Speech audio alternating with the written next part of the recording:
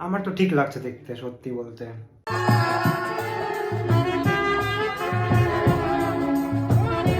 বান্ধবীর বিয়ে বলে কথা, একটু না সাজলে হয়? তোমরা যারা আমার ভিডিও দেখো তাহলে দেখে হবে যে এই ভাইটা আগেও আমাদের বাড়িতে সাজাতে এসেছে। এই ভাইটার কাছে আমি প্রথম সাজছি, জল সাজতে গিয়েছিলাম, এত নেচেছি যে আগের মেকআপটা আমার পুরোপুরিভাবে খারাপ হয়ে গেছে। তাই এই ভাইটা নারকেল তেল দিয়ে প্রথমে আমার মেকআপ তুলে দিয়ে আবার নতুনভাবে মেকআপ করা শুরু করেছে। চোখ খুলে পড়ে দেখো।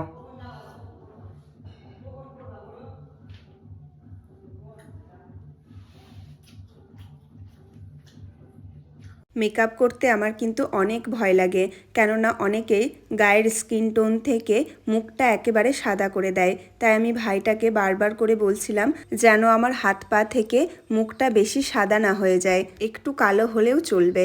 আমার তো ঠিক লাগছে দেখতে, সত্যি বলতে। আমাকেও ঠিক লাগছে। ভাইটা কিন্তু আই মেকআপ খুব ভালো করে। আমি প্রথমবার সাজছিলাম, তাই আমার ভেতরে একটা ভয় কাজ করছিলই যে কেমন হবে না হবে। বান্ধবীর বিয়েতে সাজার আগে আমি আমার দাদার বিয়েতে সেজেছিলাম, মুখটা এত সাদা করে ভূত করে দিয়েছিল যে আমার ভয় ঢুকে গিয়েছিল। সেইবার থেকে আমি কোনো মেকআপ আর্টিস্টদের কাছে সাজতে খুবই ভয় পাই। কিন্তু এই ভাইটাকে দেখলাম বেশ ভালো সাজিয়েছে, মুখটা একেবারে সাদা করেনি, গায়ের রঙের সাথে ঠিকঠাকই লাগছে। তোমরাই দেখে বলো কেমন লাগছে না লাগছে। আর ভাইটা কিন্তু আমার চুল বাঁধার একটুও সময় পায়নি, কেননা দিদিকে সাজাতে হতো, অনেক দেরি হয়ে গেছে। তাই ভাইটা এবার দিদিকে সাজাতে শুরু করেছে। এই যে এটা হচ্ছে আমার ফাইনাল লুক, চুলটা বাঁধার সময় পাইনি, একটু কার্ল করে নিয়েছি শুধু।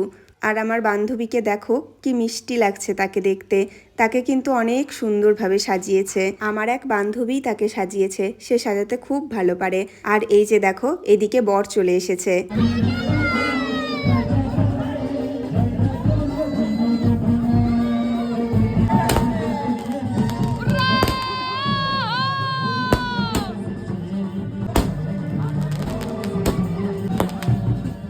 আর এদিকে দেখো আমি আর আমার বান্ধবী নাচতে ব্যস্ত হয়ে গেছি।